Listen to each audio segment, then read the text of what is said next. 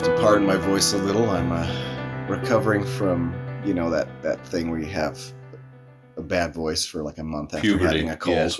It's gotten us all. I was going to say, you just go to a sporting event and you're really vocal, weren't you, Kimball? If we had caught me at the wrong time a couple weeks ago, that would have been me. Right.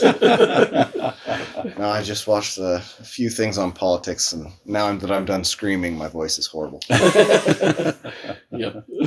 All right. Welcome to Ears to Hear podcast, episode a lot. 39. There you go. We're glad to have everyone listening, and especially, again, a shout out to everybody who's been feeding us topics. It's been really enjoyable. Yeah. Oh, before we go too far, I want to do something right here. I was telling myself to do this. So I want to say two things for people that want to send things in. I think we'll give them some relief. First of all, the views and opinions expressed on this podcast represent the views and the opinions of the person and do not necessarily represent church doctrine, policy, or whatever. So feel free to talk about anything. Yep. Because it doesn't represent the church. Have some relief in that. And also, and I think these guys can attest to this too, that when you leave a space for God, he will fill it with something. So, with this podcast, being a facilitator, I've realized that if I decide that I'm going to do something, even though I don't understand what, how I want to do it, God will fill that up somehow. And we've had multiple people already outside of the podcast. You're gonna be hearing their stuff in the next couple of weeks. So I want to encourage everyone to try that. Leave a space open and realize it's okay. You can say whatever you want because it doesn't represent the church. There you go. Yep. Necessary caveat. Yes. Keep it G-rated. Yep. And for years forward, I'll probably point back to this one. See, you want to give us crap? We do not represent the church. The way I like to put it is, this doesn't represent the church. This is more true. Yep.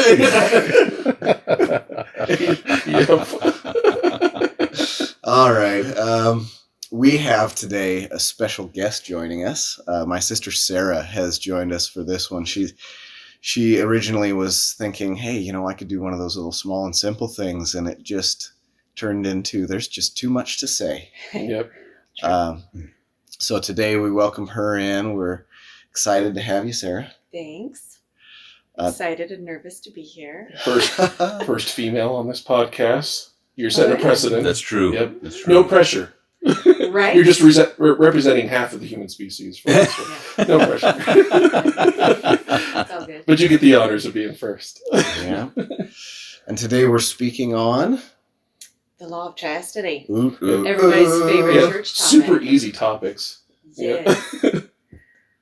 Okay, so when I was talking to Kimball and Curtis about this a while back, just saying that this has been running through my head for a while, and they were like, well, come talk about it on our show. So this is the time. You have space for God, and he filled it for you.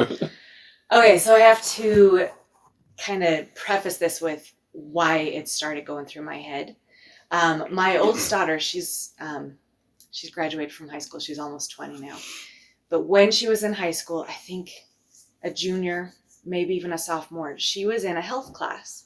And in health, in Utah, they have a unit on human sexuality. And here in Utah, they still kind of talk about abstinence. And I know in a lot of places that is unpopular. Yeah. But Thank goodness. I know.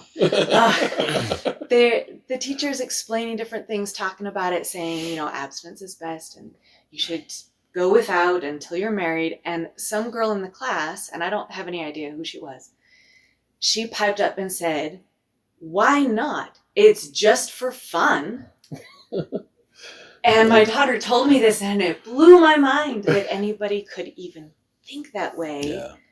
And so it just started running through my head. What would I say to her? What would I say to explain anything to somebody who really thinks this is just for fun? Why wouldn't you just have sex? So as this was, running through my head over and over, and I had many conversations with myself about this in the shower, It's good. That's where I do all my best things. I know, really. Yeah. It sounds A lot of like, revelation given in the shower. Sounds like you were studying it out in your mind. I maybe? was studying it in my mind a Like, lot. maybe that would foster some sort of revelation or something. Right. You can get revelation when you're naked? Yeah. Hey, this is a lot of chastity. Exactly. The amount of times I've said prayers on the toilet. I know, right? Yeah. Exactly. Yeah, as long as There's a that's reason- still appropriate. There's a reason why Alan's house has a Book of Mormon in the bathroom. That's exactly right, man. You got to get that reading in. Yep. Sorry, Sarah. No, it's all good. Okay, so here is what I came up with. Here is my brainwave. Mhm. Imagine a chaste world. Okay? It's hard in some ways to imagine because our world is so far from this. Yeah. So far from this.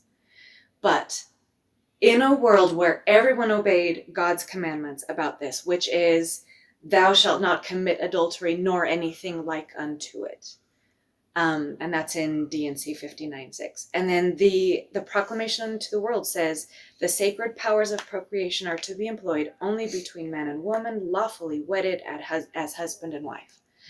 So imagine a world where everyone obeyed these laws. They were absolutely abstinent before marriage and completely faithful during marriage.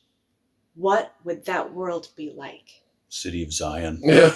Yeah. Is that world something to strive for? And I really think it is. Yeah. So, I mean, all these topics are kind of interconnected throughout the thing. But Right. Yeah. Right. if you start with no intimacy before marriage, absolutely zero, how would that change a teenager's life? Like teenagers today, especially outside of our little microcosm of mainly LDS human beings, Yep. they are so pressured. Yeah. So pressured for Yeah. sex. Yeah. It's Constantly. hyper-sexualized. Absolutely. The girls have to dress as inappropriately as possible to get the attention of any guy because everybody's dressing that way. They all have to fight for the attention of the opposite gender. They all are pressured. If you're not being intimate, then you are not cool. You're not Yep. I appreciated. was going to say all the guys get the locker room talk that they're not a man. Yeah. Right? Until they've done the act. Yeah. Right? And this is high school. Yeah. It's like, how ridiculous. Well, one of the things I've seen is recent studies have shown that is a heavy cultural emphasis without the performance. Mhm. So you'll have kids essentially hypersexualized, not by the actual act, Mhm. but by exposure to pornography. Yeah. Yes. And they'll go till they're 14, 15, 16, and they'll have never flirted. Yeah. And so what's their exposure? Right. What the world wants it to be, this fake lie that is Yeah. pornography. Yeah. So there's lots of social media of these girls who are posting, they're obsessed with their filters on Yeah. Instagram, things like that, knowing that they're not as cute as they can filter themselves to be, seeing their girlfriends as cuter, Right. but they've never actually kissed a boy Yeah. because their parents have been helicopter parents. Yeah. Right. Yeah. And so there's actually a lower rate of kids having sex right now, Mm. but they're having a lot of gender dysphoria. Oh, for sure. And I think that's a result of losing the law of chastity. We've gotten to where we are because we've had a rampant run Yeah. of just whatever you want. You know? Yeah. I mean, I remember being a kid and, the movies we would watch, it was like very rare, I felt like, that we would watch anything that had some sort of sexual display, right? Now it's on your TV. Yeah. It's on the TV programming. Like it's a major part. Like they display it every second, every high school drama, they're dealing with sex. Yes. All right? of the time, right? Yes. And I remember we went back and watched Step by Step, the old school family stuff that was on FHE, Oh, Yeah, okay. that's Not old FHE. school. Yeah, man. yeah, you know what I'm talking Yeah, about? let's go back. And it's Gotcha. funny because they do not, they tiptoe around it a lot, but they don't actually have sex, right? It was a huge family thing. You can see how the culture has shifted just in that short amount of time Yeah. because they wouldn't dare do it, right? They Mhm. talked about it a lot. They Yeah. tiptoed around it. Nowadays, that would have happened episodes ago, Oh, for sure. It's crazy. Well, and isn't that interesting that like if you go back to to like colonial era, Mhm. right? It was very much the culture was that you did not do that. Yeah. Right. I mean, this is like Scarlet Letter territory, Yeah, right? yeah. You know, it was very much the opposite, right? If you did that, then you were called out and you were shunned and shamed and stuff like that. Yeah. Which obviously isn't, you know. I would say they took it. There's a counter swing Yeah, here. exactly. You got to keep it The balanced. pendulum was very far out, to the left on that one. Well, in both cases, it's control. Right Mhm. before Mhm. the church was exercising control over it in one direction. Right. Once they got once they got to the center line, then they had to push it the other direction. Right. Right. Which is Right. really where Satan wanted to be in the first place. And when you think of those youth from even 100 years ago, they were so much more innocent. They didn't have these kinds of pressures, these issues, and the opportunity to be a child and to just grow up naturally without Right. all these pressures. Innocence, yeah. Yeah. It also leads to teen pregnancy, right? Like Yep. this happens a lot. And in a chaste world, there would be none. Mhm. There would be no teenagers getting pregnant and having to become an adult before they're even done being a child. Right. Yeah. And that also kind of leads to abortion. And I've been looking up statistics, and whether your views are pro or con on abortion, it is killing a live being. Mm-hmm. And We've made our position very clear on this podcast. Right. So Yeah. in the last few years, the numbers of abortions are over 600,000 a year in the US alone. That's crazy. 500,000 of those are unwed mothers.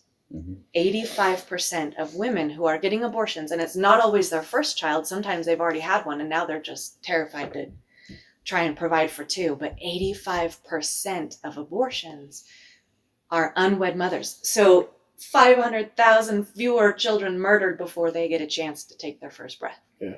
And that's significant. I think that's huge significant. Well, we've got every ancient culture who offered up children on an altar to Baal or whoever, Dagon, whatever. Yeah. We've got them beat in spades. Oh, for Yeah. sure. In Yeah. spades. Yeah. It's sad. We would look It's- our noses down at Yes. that. But here we are on our own altars, right? Just because we're in a sterile room doing Yeah. it. Yeah. And you're right, Sarah, like it is 100%, it is a natural evolution because we've let the chains go on the law of chastity. Yeah. In culture, there has to be a follow-up to it. Yeah. If you're going to allow people to do what they want, you're going to have to find some way to erase their Exactly. consequences, Yeah. right? And the studies are saying that teen pregnancy births are down Yes. Interesting. because they're killing them. Yeah. Yeah.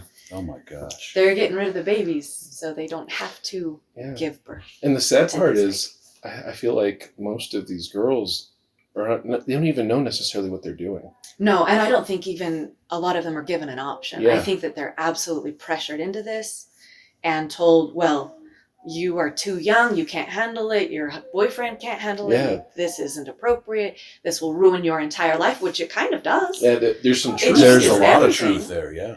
But, oh man, I just wish they would give the babies up for adoption instead of just killing them. Exactly. Yep. Yeah. Exactly. Anyway. You know, Well, one of the truths is your chance of being in poverty for the majority of your life are about 75% Yeah. if you have a child before the age of 21 and outside of wedlock. Yep. And so it's actually, 75, 80%, something like that. So we have a society that has gone, like you say, pendulum swing both directions, where it's shamed women. Mm-hmm. And now that this option of abortion is out there, it's preached as this liberation and freeing kind of thing. But like we talked in our last podcast about indoctrination, this is conditioning. Yep. It's grooming. Yeah. I mean, we are prepping these kids for sexual abuse their entire life. Yeah. Mhm. Yeah. Yeah. And Depressing.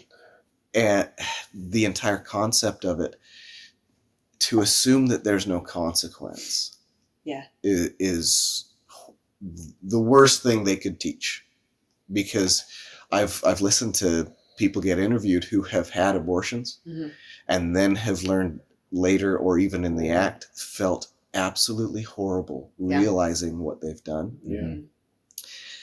And it's just such a satanic principle to take well, you want a good life, right? You want to do good things, right? And then twist it with, well, this is how you get there. Mhm. And I've also seen a correlation between when Moses was born, there was a huge threat Yeah. to Satan and his plan, Yeah. and all of the children were killed. Mhm. When Jesus was born, again, a huge threat to Satan's plan, Yes. and all of the children were killed. It's happening again today. It's in a different manner. We're doing it when they're invisible and we don't see them. But this is the time when the noble spirits are coming to earth. This is right before the millennium, right Mhm. at the precipice of the change in humanity. And once again, children are the ones under attack.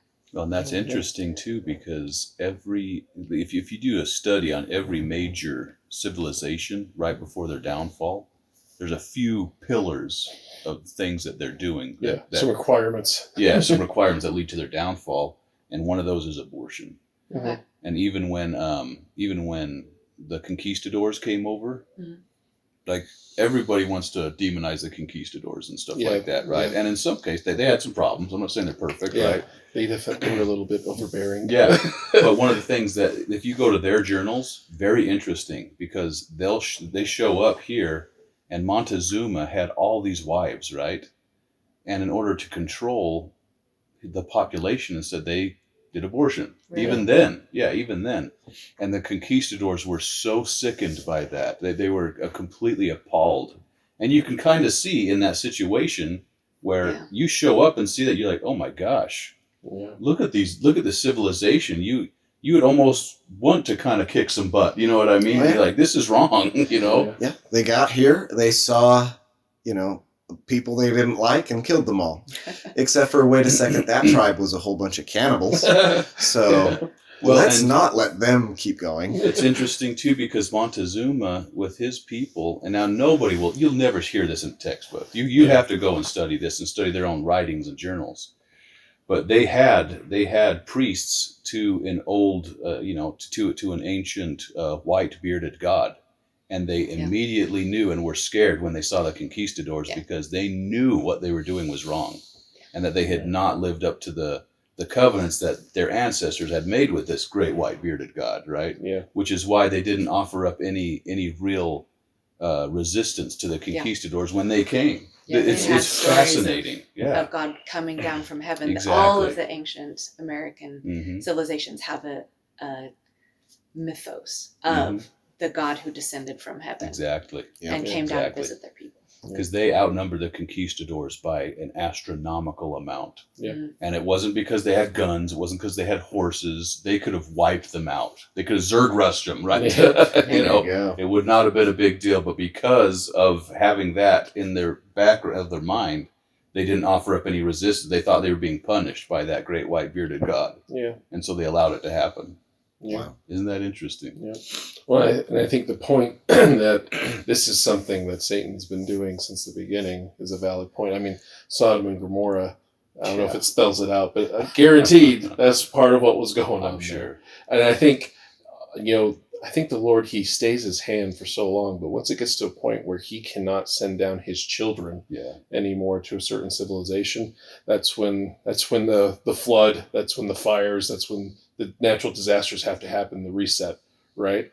And you just look at America and where we're at now, modern civilization, and how close we've got to be to that, with how much bad is happening through this process of our loss of virtue. Yeah. There's actually a scholar, he published a study in 1936. His name is J.D. Unwin. And he also showed that all of those destroyed civilizations had a period of sexual freedom. Yep. Yep. And once they start that period of sexual freedom, it is 3 generations to utter destruction. Yeah. Every single civilization that he studied. That's And chilling. ours started in the 60s. It's like the fourth turn. So Yeah, I was going to get that. we're heading into that 3rd generation. Generation's now. about 20 years. Yeah. Mm-hmm. So So there you go. yeah, like it's good. happening again. And it's interesting the things that I could go into, I don't know how much detail you want me to go into, but okay. So he was saying there are 3 things. Okay. The effect of sexual constraints, increased sexual constraints, either pre or post-nuptial, always led to an increased flourishing of a culture. Always. Conversely, increased sexual freedom always led to the collapse of a culture 3 generations later. Wow.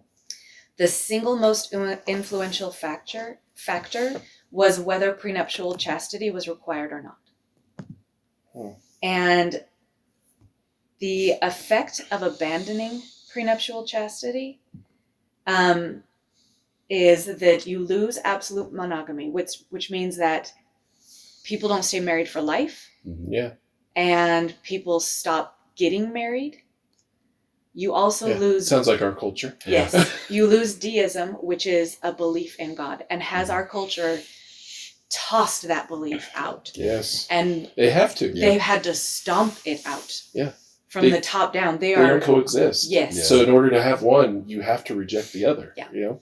Yeah. And then the third thing you lose is rational thought. We're so there. when you think about what's happening in our sister. society now, and not to be, I don't know. Well, okay. Go for it. This Yeah, is you can be straight. When you can say that you identify as something that is 100% against science, that is a loss of rational thought. Yep. When the people who can preach something that is so completely irrational and be lauded and praised by all of those around them, that is a loss of rational thought. Yep. We are in the thick of it. Mm-hmm. We are absolutely in the thick of the result of a complete sexual freedom. Yeah. G.K. Chesterton he's a prophet, that guy. He has a quote where he said, "When all are sexless, there will be equality. There will be no women and no men. There will be but a fraternity free and equal. The only consoling thought is it will only endure for 1 generation." Yeah. And every single time throughout history that this happened, they were either destroyed by another culture who was higher and better than them, or they were wiped out by a natural disaster. But every single time that this happens, they are destroyed. That is what makes me nervous, because if you look at Russia's laws on abortion and stuff, they're stricter than ours. They're pretty tight. Yeah, they're pretty tight and stuff in it. Europe's way tighter than ours. Yeah. We have, and it doesn't happen hardly at all, but in New York, I'm pretty sure is where it started, is you have a week to decide post-birth whether you want to consider the abortion. A week post-birth. The vast majority of abortions happen before 13 weeks. And I know that the church allows for a couple small factors in considering abortions. Right. Definitely. And those are less than 1%. Yes. Yeah, they're not just less than 1%. They're less than 0.1 of 1%. Yeah. So it's the life of the mother being threatened, which almost never happens now. Right. Yeah. And if medical science is if you can make it to 24 weeks, they can save the baby. Yeah. But so the construct that the radicals try to use to condition us to accept abortion is they approach it from those arguments. For sure. Mm-hmm. That's and they where say, hey, got hold. Why wouldn't you be okay with abortion in the case of, let's say, a mother has to get chemo to live and she got pregnant? Mm-hmm. Well, of course, I would rather save the life of the mother, and the consequence is killing the child. Yeah. But outside of that, we're not saving any life. And so they use that argument. They use the most extreme and tragic argument they can to rape, condition incest, life of the mother. And if that was like you say, if those were the only cases, we would have maybe 1,000 abortions a year. Yeah. Instead of 600,000. I mean, it's the quintessential or wolf in sheep's clothing, right? Yeah. Like it's a straw man argument. Yeah. Pulling out the extremes. Yeah. And it's to hide. It goes back to what you're saying, the do what thou wilt, Aleister Crowley. Yeah, Aleister Crowley, right? Then there's the seedy backside to that. It's like, do what you want, but we're going to have to do these things to make that possible, right? Yep. Someone still has to pay for it on the back end. And that's the abortion of all this and justification through these really flimsy arguments is part of that. And that's what everybody who's I'm going to say it. Anyone that's pro-choice, I mean, really think about it. I see all this stuff on Facebook nowadays from wholesome, good Christian people that I am good friends with, and they're fighting for this right of abortion, and they're giving all these logical reasons. But I'm like, what is it that you're defending here? Like, think about what it is that you're trying to accomplish here. Yeah. You want to establish the right for someone to kill another person without consequences. Like you said, the rational thought. We've just drifted. We're gone. Yeah. Well, we've been conditioned to, as an evolution from Darwinism, that a meaningless clump of cells then gave birth to life. Right. Yeah. And that it gave birth to all life. But when you remove God, even us, we're still meaningless clumps of cells. Yeah. Every stage We're of the monkeys. process of evolution has just been meaningless clumps of cells giving birth to more meaningless clumps of cells. Mm-hmm. So that has been introduced as, that in your belly is just a meaningless clump of cells. And then, That's why they use and terms honestly, like that's fetus. the easiest way. If you don't even see it, you don't even picture it as being human. You don't think of it in that context. Which It's is why so they much easier. fight so hard to keep you from getting a mandatory ultrasound. That's before exactly where I was abortion. going with it. Because Texas was like, that was one of their first steps into blocking abortion. They're like, okay, if you want to do that, then we're going to make it a requirement that you have to hear the heartbeat first. Yeah. And then you have to decide. I cried every time I heard the heartbeat. I know, first. right? It's Every- cool. It's a every spiritual first heartbeat. experience. Yeah, seriously. It's a Yeah. spiritual Yeah, experience. it hits you right in your emotional center. Yeah. And I'm a shout out to the Unashamed podcast. I love that podcast. But the oldest Robertson son, Duck Dynasty guys, Yeah. he grew up when, his father was still kind of on his wayward path. Okay. So he has a colorful history. And him and his wife, before they got married, she got pregnant. And both of them, just being younger kids, they got an abortion, and they talk about how they felt like they didn't really understand what they were doing. Really, they were just succumbing to the desires, the whims of their body, right? And what they thought they needed to do. And it's not till years later they're married, and they've come around on it. And they both have this guilt for it, but because they've changed for Christ, they've accepted it, Right. they've moved forward, but they have become super strong proponents in the other direction. Yes. And to hear them talk about it, and it's like, yeah, you think, a child at 24, 28, whatever weeks, you think that's not a kid? He's like, take a look at it. Yeah. Take a look at what it is that you're killing. That is a child. That is a human being. Yeah. If you saw what you were doing, you would not do it. Yeah. Guaranteed. That's why they have to hide it, Yeah. right? They have to do And it in the dark. there are videos out there that are little cartoons that show you how an abortion is performed. And they just put a set of scissors up there and start hacking at it, and the baby fights. Yep. And I know that's descriptive and horrible, That but needs it's to be said. true. Yeah. Yeah. And when people see that, when they see that visualization, it does change their mind. Yeah. And they say, whoa, wait, that's what's happening? Yep. Because they just picture it as a clump of cells, like Yeah. you were saying. That, You don't see it, you don't think of it. that converted that Planned Parenthood director away from it is when she saw that exact thing. Yeah, I think it's the Unplanned movie. Yeah. Yeah. Great movie. Great movie. Yeah. Okay, moving forward. Yes. Okay. It's hard not to hit that one so It hard every is. time it That's comes true. up. It's very passionate in me. Yes. Okay, so we'll brush on this one super fast because this is really, really quick and easy. You think. Imagine a chaste world. How many STDs would there be? How many sexually transmitted diseases would exist? 0. 0. They would drop down after the first generation. 0. Right? Like that alone. Holy mackerel. Like when I was a kid in the 90s, AIDS was huge. Everybody was I talking remember about that, AIDS yeah. and how dangerous it Yeah. was. And there was one before AIDS. I remember someone talking about before AIDS. There was another thing that Yeah. was sexually transmitted that was not quite as bad, but then they found a cure for it. Okay. Right? And so I remember talking to some Sunday school teachers like, I hope they don't cure AIDS because they're just going to get something worse. It's kind of like God's counteract. Yeah. Right? But I mean, these have existed for, who knows, Yes. probably all of time. Right. Yeah. But in a chaste world, they would not exist. Mm-hmm.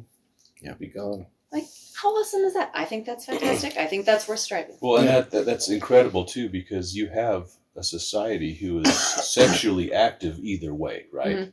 You have sexually active do the promiscuous route where they're having sex with everybody, multiple partners and stuff like that. But then you have a society who's living a God striving society who is sexually active, but there's zero over here. Yeah. It's incredible. That's a testimony right there that there's something to it. Yeah, Right. Exactly. And then just kind of touching on life of single parents. So there's still a lot of people who choose to have their children, and they raise them by themselves most of the time, and sometimes by themselves completely or separately in different homes.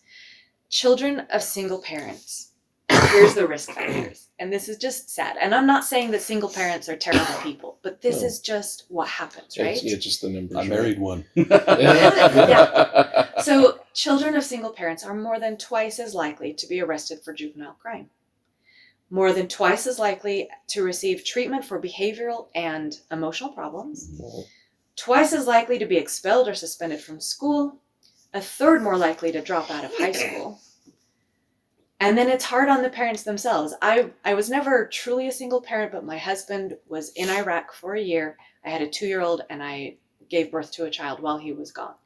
And being by myself, raising those 2 kids, that was rough. Even though I had financial support, without the emotional support of a spouse, it's just harder. Yeah. And financially, single parents are always the ones in poverty.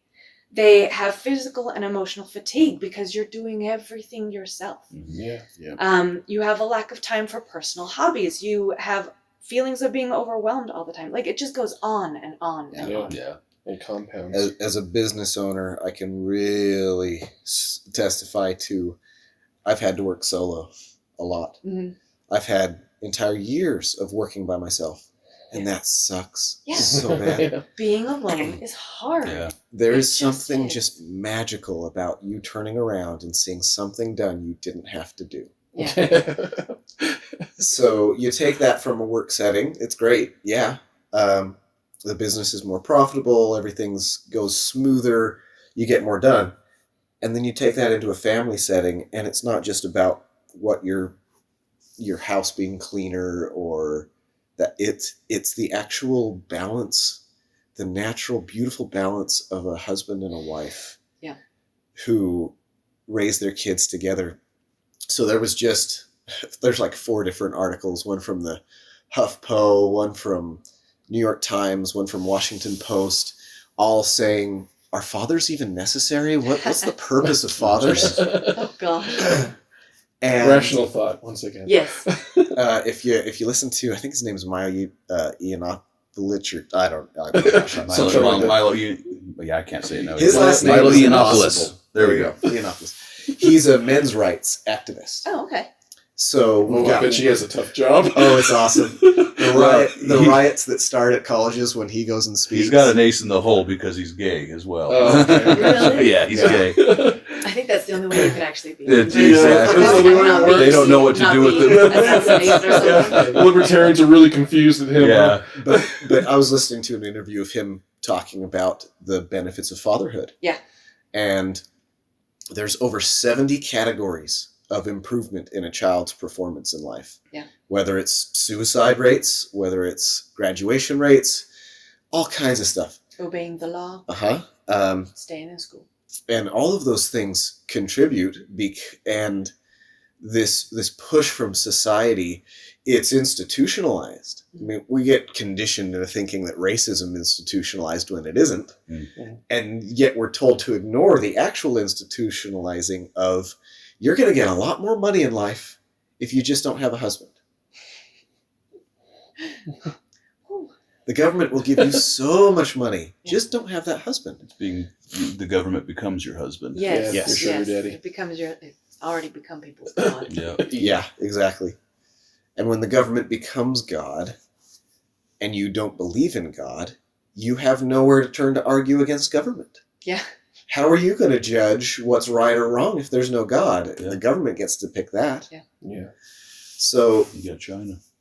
yeah, we get all these conditions that even if they were originally good intention, and that's where a lot of this law chastity argument, I think, falls into another pit trap. is, well, we don't want to make people feel bad.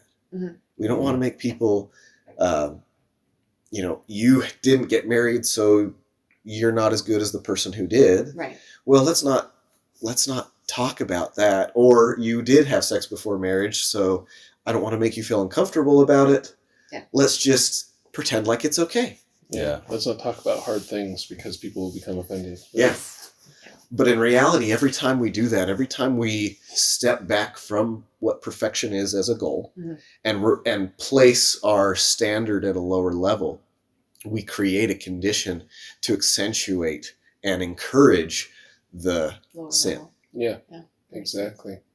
Yeah, and I can't remember exactly the wording, going back to the proclamation of the family, but I think it says that every child is, should have the right to a father and a mother. Yeah. And I think in my life, and I think of each kid, and there have been times when I couldn't reach them for whatever reason, and my wife could, and then vice versa. Yeah.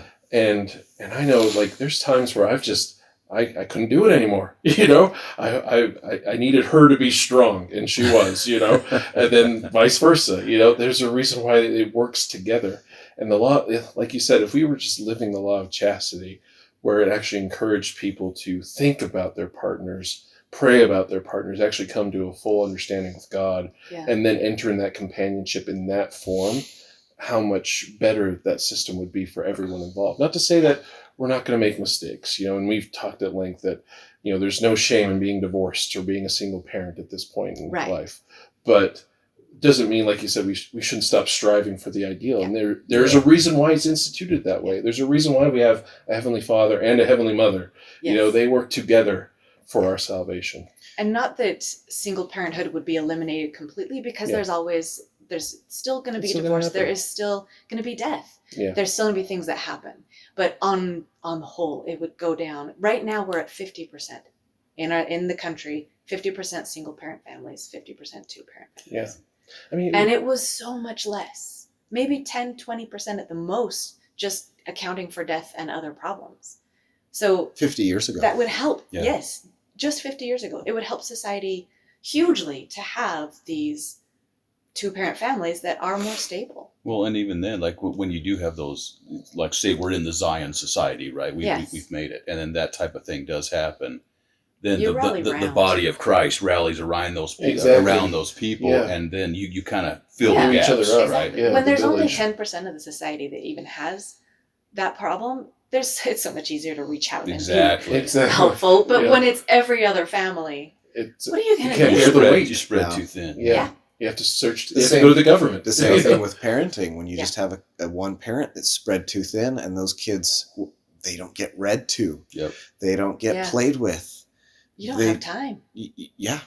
And most single parents have to work more than one job. Yep.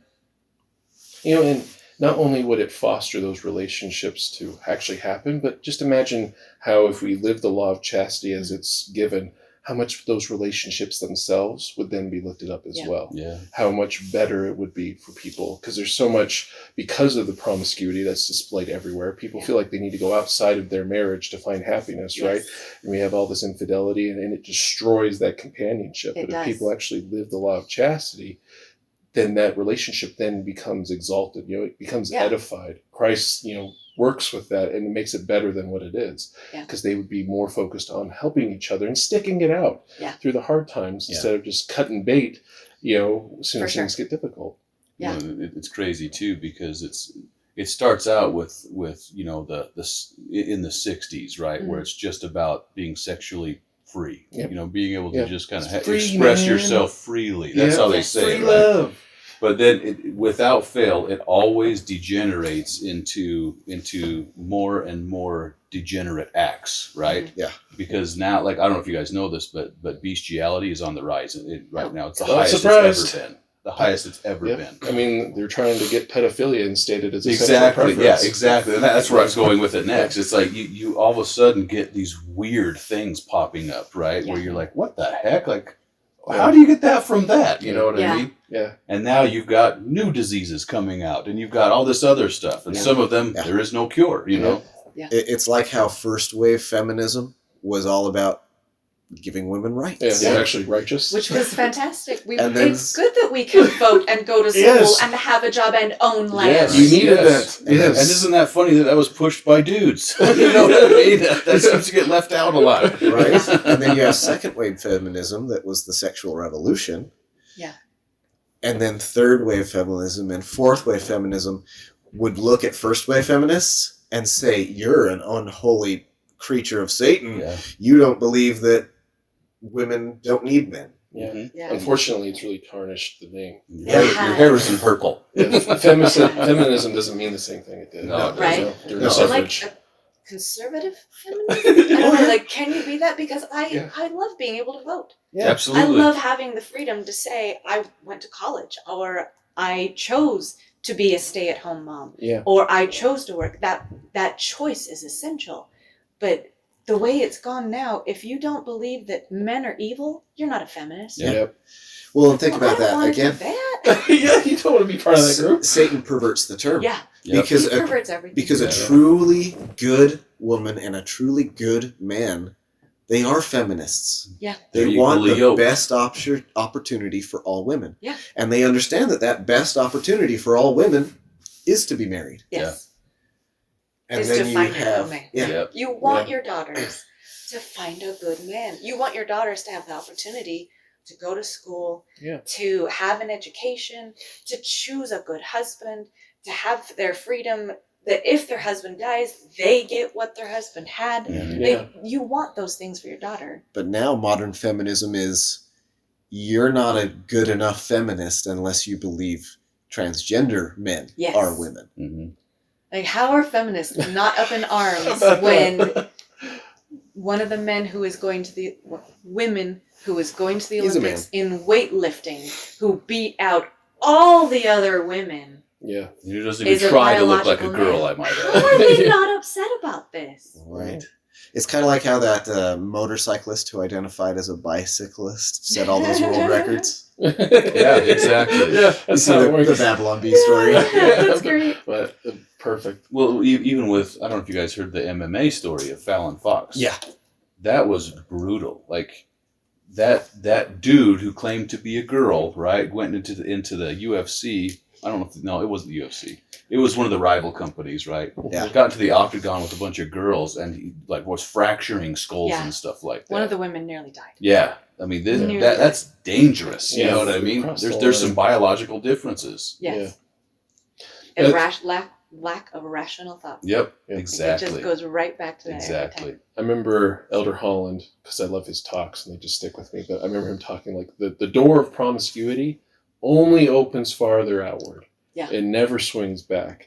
And it's like the addiction of the United States, right? And it just requires a harder and harder fix. Yep. And it just keeps getting dirtier Chasing and the dirtier. high. Exactly. Chasing the dragon. Mhm. Yeah. Like you can't pull back. And we won't pull back really until Christ comes again and cleanses, you Yeah. know? Isn't that great? Because like I've been feeling like this recently. I'm like, we need to go we need to find a wilderness and go, man. I know, You know right? what I mean? Pull It's the like, Nephi Lehi. There's no wilderness. there's nowhere else to nowhere to go. go. Yep, there's nowhere else to go, Yep. and that sucks. Yeah. Okay, Okay. back again. Yep. I'm So glad you're pushing us. you I know, brushed on right? it Yeah. This a is minute great. ago. But even in marriage, if you are 100% faithful in marriage, what does that look like? There would be less divorce, Yeah. because 55% of divorce is because of infidelity. Yep. 73% is lack of commitment, which sounds like infidelity to me, but I mean, maybe that's a different thing. But half of the divorces wouldn't happen. And also, sadly, just to touch on this again, girls who are sexually active at age 13 or 14 are 60% more likely to get divorced. Yeah. And there's already a 50%. So Yeah. 60% more likely than the 50%. Like, it's just Compounds. It That ruins your compounds chances. big time. Yeah. Well, and also And- you would eliminate the abuse of those children, Yes. often by their parents, Yes. or Yeah. And that goes into some of the deeper, sadder topics. yeah, There would be no pedophilia. Yeah. no child would be molested ever if we all stuck to this. Yeah. And that, if nothing else, is worth striving for. Yeah. Because that is devastating and Yeah. horrific. Yeah. Yeah. A lot of people's mental disorders in life come from the trauma Yes. of being abused as children. Well, And a lot of children who are abused become abusers Yes. or turn to prostitution Yeah. or all of these other horrific things because their self-worth is devastated and they feel useless and hopeless Yeah. because they were abused. And they were usually groomed.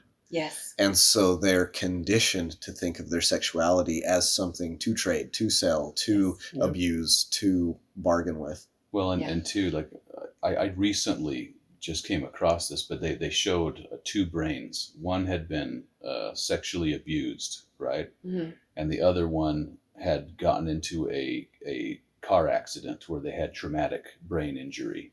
And the doctor, the neurologist, couldn't tell the difference Oh, between the man. two. He said, and this one was all psychologically done. There was Yeah. no physical, Yeah. blunt force trauma or anything like that. It was all psychological. But he said that the damage to the brain was identical. You couldn't tell the difference. He's Yeah. like, you could show this to any professional in the country, and they couldn't tell you which is which. Yeah. So, the whole sticks and stones may break my bones, but Mhm. words, it's a complete lie. Yeah. And you guys know where I stand. Like, I definitely believe that the energy aspect of what we feel and Yeah. impacts us physically. So Oh, absolutely. I believe that 100%. The trauma experienced from that stuff will be imprinted on you physically Mhm. through time. And probably next to abortion, the worst thing I think that we're guilty of as a human species is human trafficking, Mhm. sex Yes. trafficking. Yes. It is, you want reasons to go home and hug your kids and hold them tight. You listen to anyone talk about getting out of the sex trafficking Oh, yeah. ways and the Yeah. horrible, horrible things that humankind is guilty of. Yeah. And just imagine if that were gone, Yes. how it much wouldn't even better. exist in a Yeah. chaste world. exactly. And the problem is right now it's so well funded and it's so secretive yeah, that even when the cops try and break up these rings, sometimes they just pop right back up. Yeah. Yep. And we don't officially know the numbers Mhm. because it's so hidden. it's Gaddy Anton style. Well, and they're Yeah, actually sure. breeding children purposely without documentation of having a birth so that they can be off the books Yeah. people. Yeah. They're their currency, Yep. Yeah. Mhm. super Yeah. evil and I've wicked. listened to the Underground Railroad guy, OUR. Tim Ballard. Yeah. Yep. And it's in the millions Yep. Yeah. Yeah. of people who are caught up in sex trafficking. Yeah. Yeah, when the truth, I think, finally hits for all of us, and we see just how rampant it was, it'll be no surprise to us that the earth was crying out for blood, for justice for those, Yeah. of the blood Oh, that's for fallen, sure. because it's going to be, I think it's going to be way more dramatic than what we think. Yeah. Yeah. And I feel so bad for all those people, and I wish that we could be in this kind of a chaste world because that side of it is so horrific. Yeah. It would be so much better for everybody. Can you imagine your child just being safe? Yeah. Like you worry about them maybe like jumping off a building and thinking that they can reach the trampoline in time. Those kind of things Right. would still happen. Yeah. But to not worry that your child would be kidnapped or raped or pulled into sex trafficking or hurt in any of those ways, I want that world. Yeah. Yeah. I mean, I remember growing up, I never, my parents did, they never expressed it, but I never felt like they were concerned that I was playing outside, Yeah. with friends. Yeah. We would, up and down the street, whatever. Yeah. But nowadays, Yeah. I mean, I think we're in a pretty safe neighborhood, but I am still worried. Like the kids go outside and me and the wife check to make sure somebody knows there is out there with them, or we don't let them go out, and it's a sad state of the world that we're in. But God, that's like my worst fear is one of my kids getting caught up in something sure. like that. And so I fight What's it crazy so hard. too is outside of this last couple years. Oh, speaking of which, is a child abduction Amber Yeah, Alert. apparently Amber Alert's up. So no. there's another thing. Right. But one of the funny things is with the helicopter parenting we're doing, crime is actually, well, let's say crime prior to the pandemic.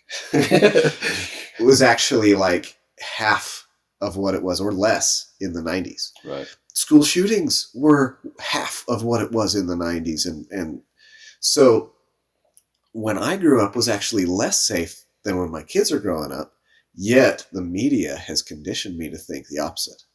Yeah. Yeah. Yeah, So- that's true. I'm sure that there's some truth to that. You know, Yeah. it could be that it was just as dangerous. Although I don't know that would be interesting to see. I'd be interested to see if the child sex stuff was as prevalent back then as it is now. With the advent of the internet and that kind of abuse that goes on, I guarantee it's higher. Yeah. Guarantee it's higher. Yeah. Well, and the rampant use of pornography, because pornography in every shape and form that it is, it distorts and pushes reality to the point that people do things that they wouldn't normally do when they come in contact with it. And that's where we needed to go next. Okay. So Hey. there you go. That goes into chasing the high too. You Yeah. know, you Oh, get it weirder, creates weirder the stuff. exact same mental disorder problems as drug use. Yep. Yes, Yeah. exactly the same. Yeah, you cannot tell the difference when it comes to physiologically. It is the same as a heroin high. Yeah. Yep. And it's lying. The whole thing. Pornography is a huge lie. Yeah. It distorts the truth, and it tarnishes what is probably one of the most beautiful and sacred things you can share with your spouse. Yeah. You with other mean human not beings. every stepsister wants to? I know, right? Yeah, exactly. Yep. Yeah. Weird. And in porn, there, not that I've seen it, but this is what I've learned. All of the women are beautiful. Yeah. Every single woman is a 10. And some of it's makeup, some of it's Photoshop, some of it is Mhm. plastic surgery. Right. But just having that makes it harder to love an actual woman, Yeah. of which very few of us are 10s.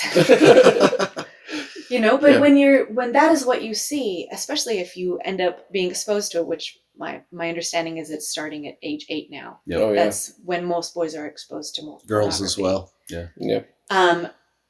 If that's what you see all of the time, and then you grow up to be an adult, how are you going to find a woman that pleases you when everybody you see is about like a 7? Yep. Well, Yeah, and not but- only that, Maybe a 5 sometimes. The acts that are depicted in pornography are not natural. No, You know what I mean? yeah, it's not the way it's supposed to go down. And they're having a problem with this now because the boys are like, "Hey, why aren't we doing this?" Yes. They're like, "Well, that's not natural." You Yeah. know what I mean? It's you're only desiring that because you have viewed pornography. Yeah. You know. And I remember, and this is years ago, and me and my mom, we talk a lot. We have frank conversations, and she had heard that there on the rise was the fact that there was all these men getting married, and then physiologically they couldn't perform the act Exactly. because they had been so exposed to pornography that they couldn't respond to their wives, right? And Absolutely. it perpetuates this lie that all we are is the perfection, right? That it's really the imperfections of each one of us that really endears us to That's each true. other, right? Yeah. For sure. And you learn to love and appreciate those things, but pornography has to lie about that. Make sure that there is no imperfection. Yeah. That's what It it's does. selling. Yeah. One of the funniest things I've seen, if you ever look at rates of plastic surgery among populations, Yeah. do you think it's less in our LDS It's community? more. No, it's more. It's It's more. more. Yeah. Are you serious? Yeah, it is. Yeah. It is more. You have 3 to 4 on average women who are attending church for every man. Oh, yeah. So you think about that, it creates a natural competition setting. Yes.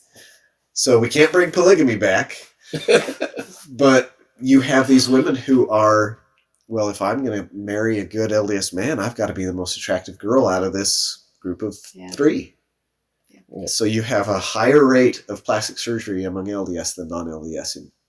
Well, and too, you got a lot because of pornography and stuff. You've got guys who are opting out of marriage who are saying, "No, Yeah, I'm good. That's big in China with their one-child policy Oh, and yeah. all the boys that were. they're having to steal women. They're literally abducting women from different countries." Yeah. So they China's have not going to make massive it another female generation.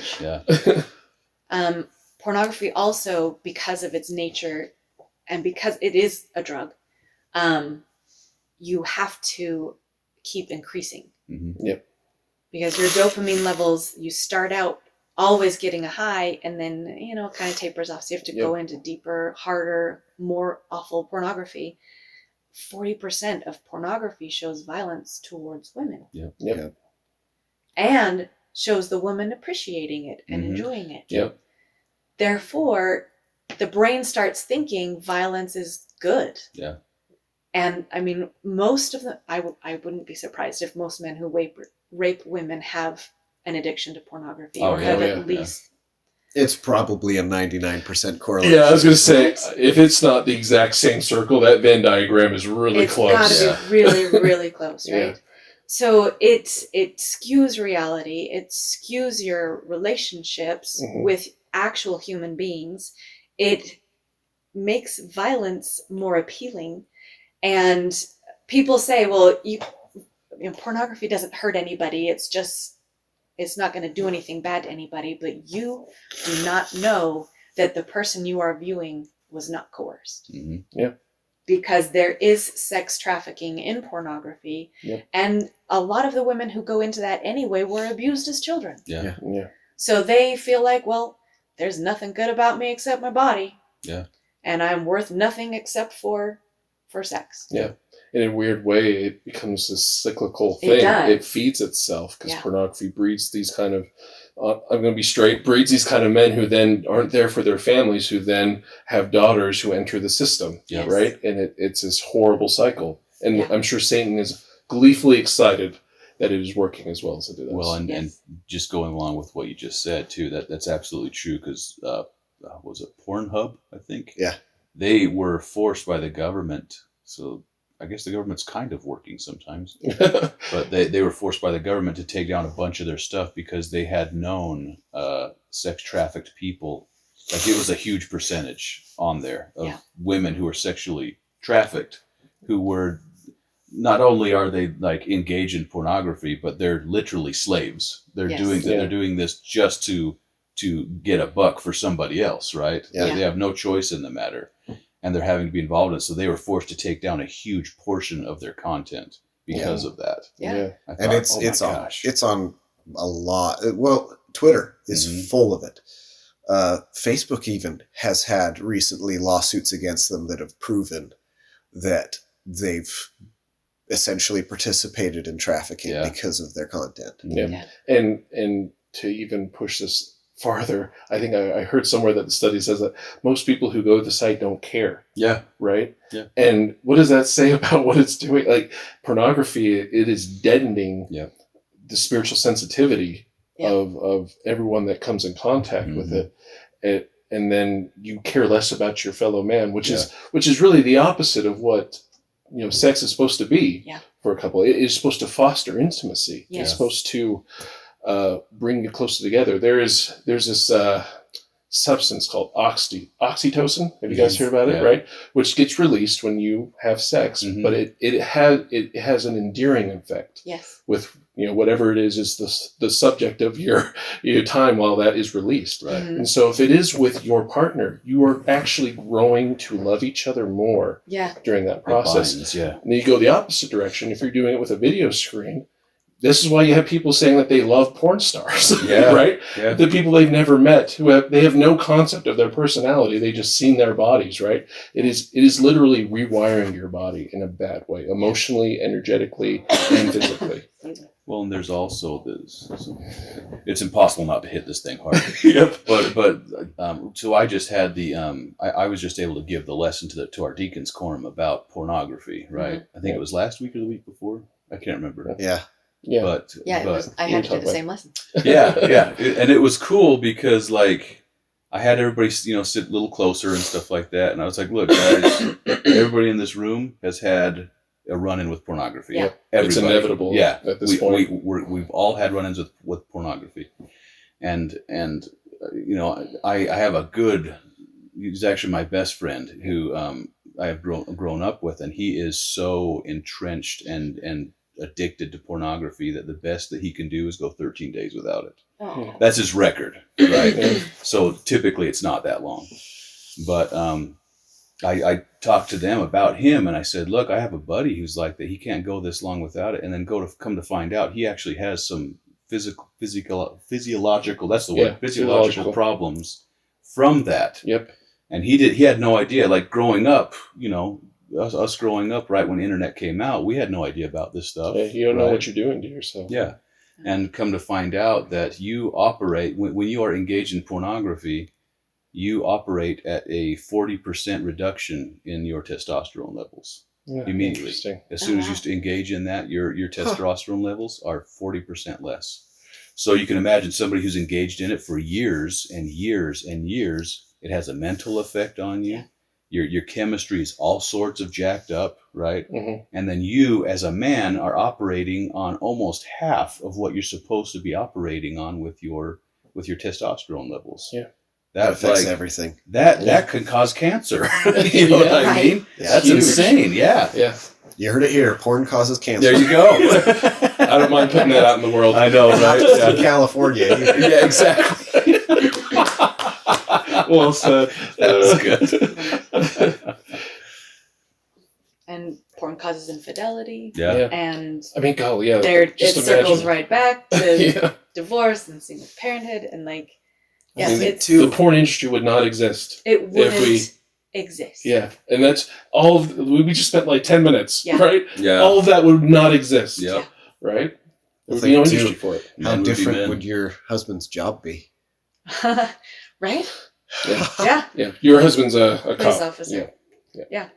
And I mean, granted, there's even in a world where everyone is chased, there would still be violence, there would still be war, there would still be issues, there would still be health issues. Yeah. It wouldn't eliminate It wouldn't everything. eliminate 100% of our problems. But as a recap here, Yeah.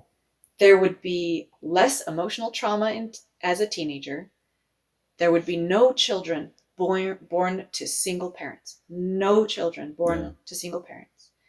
There would be 0 STDs. There would be probably at least 70% less divorce. There would be no rape. There would be no child molestation. There would be no pedophilia at all. There would be no prostitution. There would be no sex trafficking.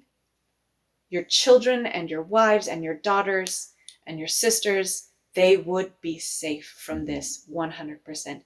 There would be no pornography and none of the effects that circle around that. There would be way less abortion. This is the world we should strive for. Yep. A chaste world. And if you can't make it happen worldwide, at least make it happen in your own home. Yeah. Mhm. Teach your children. Give them this ideal. Let them know, look at this. Wouldn't this world be better? Why don't we want to strive for this? This is why. Sex is not just for fun. Yep. This is what we want to strive for. Yep. Mm-hmm. Amen. Amen to that. Amen. Amen to that. It's that time. It's that time. It's that time. You know, I really appreciate you coming, Sarah, because this is a lot easier of a topic to discuss, I think, when you have a more experienced group. Yeah. You know, like I'm sure you both had the experience of talking to the youth about it. There's the natural apprehension of awkwardness. Yes. Yes. And I think that's another tool of Satan. Yep. Oh, It for is. sure. It is. Let's make talking sure. about virtue awkward. Yeah. Yeah. Right? How crazy is that? Yeah. I believe that. But the most powerful thing we can do is to teach the virtue and the contrast. Because this is the entire purpose of Eve. Yeah. You know, we're coming to earth to fulfill what her dream is, to experience the opposition so we can know good and evil. Yeah. And the more we do this, the more we openly discuss virtue and vice, the goal, and honestly, the more educated you get about the actual, like we've been talking, the physiological side effects of it, the cultural side effects of it. We know that eventually we will be separated out. Yeah. There will be a separation of wheat and tares. There will be a culling of the wicked. The creation of Zion doesn't happen miraculously in the sense of just, poof, there's a Zion, holy cow. It is that the people who are alive today, I believe, we will see the second coming very soon. Yeah.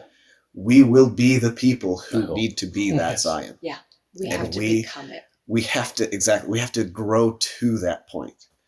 And this is just one, but this may be one facet of it, but it might just be the biggest facet of it, is the virtue of our character. Yeah. Yeah. And I say that in the name of Jesus Christ. And I can't remember exactly who said it. I want to say is President Benson, but saying that the sexual promiscuity would be the plague of our generation, right? And when we go to wash our hands free of the blood and sins of this generation, we're really talking about this specifically. Yeah. And I think Kimball's right to be able to talk about this virtually, like to be able to discuss it correctly is important. On my mission, I served in the singles ward area on the college campus, and we had to teach the law of chastity to many college students, most of them female. So my awkwardness was kind of beat out of me through that process. It became really great because now, I've mentioned this before, me and my wife, we've been building the foundation for our kids to understand sex starting, as soon as we can, talking, using the correct names for their body parts, and building up from there. And each kid, we've taught them where they're at, but it is so important that we get this right. It is at the heart of a lot of the issues we have in society. We talked about the whole socialism, communism, how that's kind of the roots of a lot of it. Yeah. Well, this is probably one of the biggest tools that is used. And like Sarah mentioned, like, these kids, like, the 144,000 are coming out of this generation, right? The crisis that we're coming on to is going to be fought and championed by our children, right? Which is why it is so hard, why they're being so indoctrinated with the misinformation about this stuff right now, because they have to corrupt it. They have to get these children while they're young, because they're not going to depart from the way that they get taught, And so it's just all the more reason that we get this right with our children and those that we interact with. And like Sarah said, and I love that, just start with your own home. Start with yourself, with your family, what you can control, and work from there. And God will multiply your efforts. He'll sanctify that, edify it, and it will be for the profit of you and those that you can influence with this. And I'll say that in the name of Jesus Christ. Amen. And give us all the admonition to walk as children of light. So Elder Holland gave a talk years ago, right? And I think it was to BYU. Could have been BYU, Idaho. It was one of the BYUs. You got one out of Just three one chances. of those, yeah. But his talk was called "Of Souls, Symbols, and Sacraments." Oh, it's such a good talk. Very good talk. Everyone, I'm going to say this. Everyone should go read that right now. You totally should. Totally should. And in there, he does a fantastic job of describing why the law of chastity is so important and why it's such a big deal, right, when it's broken and stuff. And it's incredible to think about, because I have that fresh in my mind because I happened to just listen to it for my religion class, right? And there's a reason why it is put next to murder in severity, yeah, right? And it's one of those things where it has to do with, like, murder is the taking of life. This has a direct correlation to the giving of life, right? So the way that we take life, that a life is taken from this earth, and the way that a life is given to this earth is to be under the direction of our Heavenly Father, right? That is his sole responsibility and stewardship and stuff. And when we misuse that power, you can see why it's so serious, why it is indeed next to murder and stuff. Yeah. We're experiencing it. Yeah, we're experiencing it right now, and we are experiencing, like Rome, we're experiencing that same exact downfall. Yeah. And like I say, I wish that there was a wilderness that we could go to, because it's freaky to watch this happen, and I think that we are at the point where we're going to have to, importune at the feet of the governor, and then, the going up the chain of command, clear up to the, man who calls himself president right now, right? You know what I mean? Whoever's sitting in that judgment seat when that time comes, I almost wonder if that's already happened type thing. But there will come a time when the Lord will step in, and he will make some things happen that are going to be unpleasant to watch. But if we do like what Sarah was saying, and we start with our own family, if we just do what we can in our family, our ward, our city that we live in, if we start on that local level, then we can weather what's coming. we have a hope in Israel, you know, and say that in the name of Jesus Christ, amen. Amen. Amen. All right, Go ahead, I'll just Sarah. finish it Yeah, out. I would say you get the honors. Right. I really want us to make sure that we get this idea across to our kids that their lives will be better.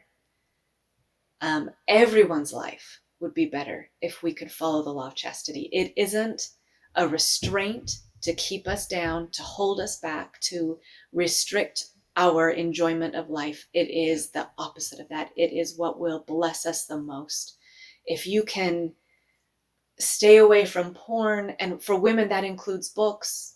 Just want to toss that out there. Yeah. Men are visual Thank you. creatures, women are emotional Thank you. creatures. Our porn is in the form of books. If you can avoid the things that will distort your view of what intimacy is really supposed to be, your intimacy with your spouse will be better, and your life will be better. Everything touches on this. Everything in life has a toehold in the law of chastity. And if we can teach this to our kids, and if we can help society remember this, everyone can be better off. I know God has this as a rule for a reason. It's for our benefit. It's because he loves us and he wants our life to be better. And I say that in the name of Jesus Christ. Amen.